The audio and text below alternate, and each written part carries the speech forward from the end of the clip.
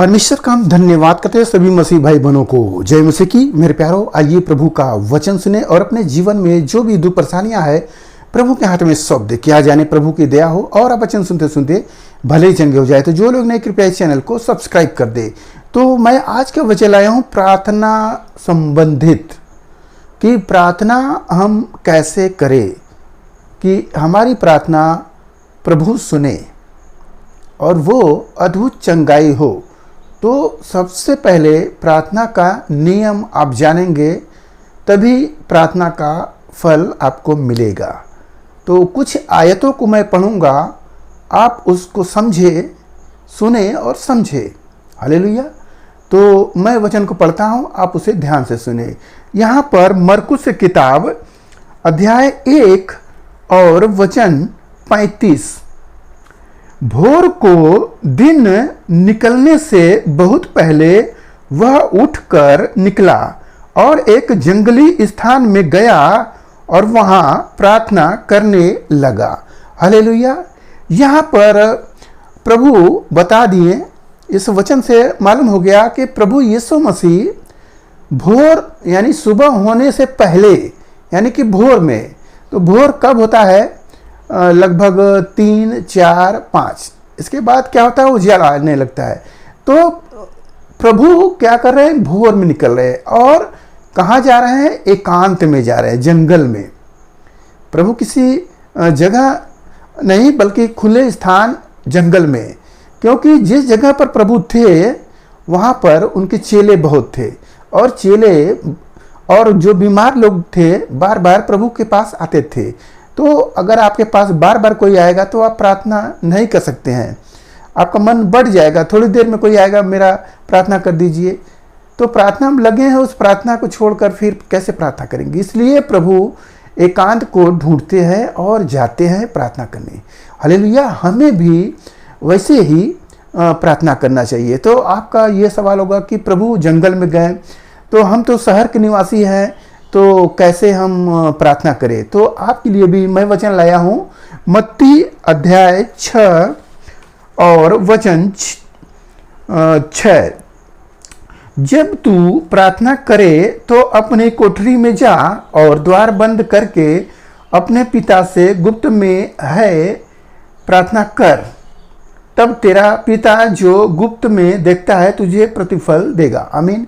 यहाँ पर वचन एकदम मालूम हो गया कि आप अपने घर में जाए, एक कोठरी में जाए जहाँ पर कोई ना हो, लिखा है कि गुप्त में जाए, और वहाँ पर आप अकेले प्रार्थना करें, आपके साथ में कोई हो ना, आप अकेले प्रार्थना करें प्रभु से।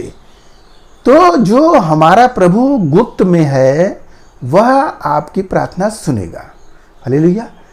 यदि हम शोरगुल में प्रार्थना कर रहे हैं तो वह प्रार्थना आपका प्रभावी नहीं होगा।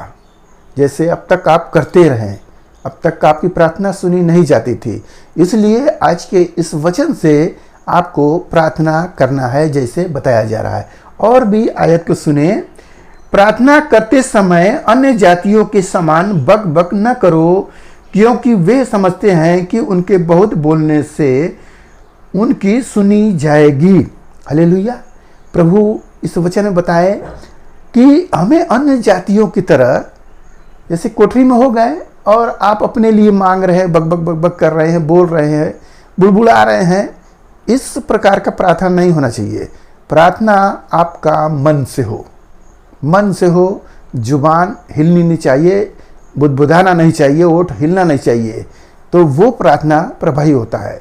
जैसे लिखा है कि परमेश्वर आत्मा है और आत्मा सच्चाई से उसकी आराधना करें। तो हम अपने आत्मा से कैसे प्रार्थना करते हैं? चुपचाप होकर। ये चिल्लाकर करते हैं? चिल्लाकर तो नहीं करते। आत्मा से करना है तो मन से ही प्रार्थना हो, मन से परमेश्वर की बड़ाई करो। और यहाँ पे लिखा है कि ऐसे अन्य जातियों की तरह तुम बक बक न करो, कि जैसे वो लोग करते हैं कि उनकी सुनी जाएगी।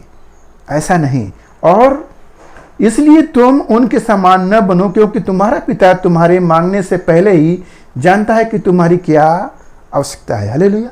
यहाँ पर वचन भी बता दिया कि तुम्हारे मांगने से पहले प्रभु जानता है। क्या आप बकबक बकबक करके मांगोगे अन्य जातियों की तरह तभी आपको मिलेगा? नहीं। आपका परमेश्वर आपके मन को जांचने वाला है, वह आपके मन को समझ सकता है। इसलिए हम उस परमेश्वर के सामने शांति से प्रार्थना करें, मन से प्रार्थना करें, प्रभु की धन्यवाद करें, स्तुति करें। सबसे पहले आप अपने परमेश्वर का क्या करें, अपने आप को पापों का अंगीकार करें। फिर उसके बाद परमेश्वर से धन्यवाद करते हुए गीत मन से ही एकाग्र हो गाए। उसके बाद स्तुति करते रहे, परमेश्वर की स्तुति करते रहे, धन्यवाद देते रहे, स्तुति करते रहे, परमेश्वर की बड़ाई करते रहे। ऐसे ऐसे करते हुए आप अपने समयों को बढ़ाएं और ज़्यादा से ज़्यादा समय, जितना आपकी शक्ति हो कि हमें इतना करना है तो इतना करें। परंतु उसमें क्या हो, आप घुटने मोड़ कर करें, खड़े होकर भी करें, आप हाथों को फैलाकर ऐसे करें प्रार्थना। ऐसे करेंगे तो जब परमेश्वर के सामने घुटने मोड़ेंगे तो परमेश्वर आप पर प्रसन्न होगा, क्योंकि घुटने मोड़ने पर दर्द होता है, तो हमें उस दर्द को सहना है। हालेलुया, तभी हमारी प्रार्थना सुनी जाएगी। तो आज की इस प्रार्थना से जो वचन मिला है, प्रार्थना करने का तरीका जो इसमें बताया गया है, आपको सब पता हो गया। अब आप प्रार्थना करने वाले होंगे। हालेलुया, आइए आपके लिए हम प्रार्थना करें।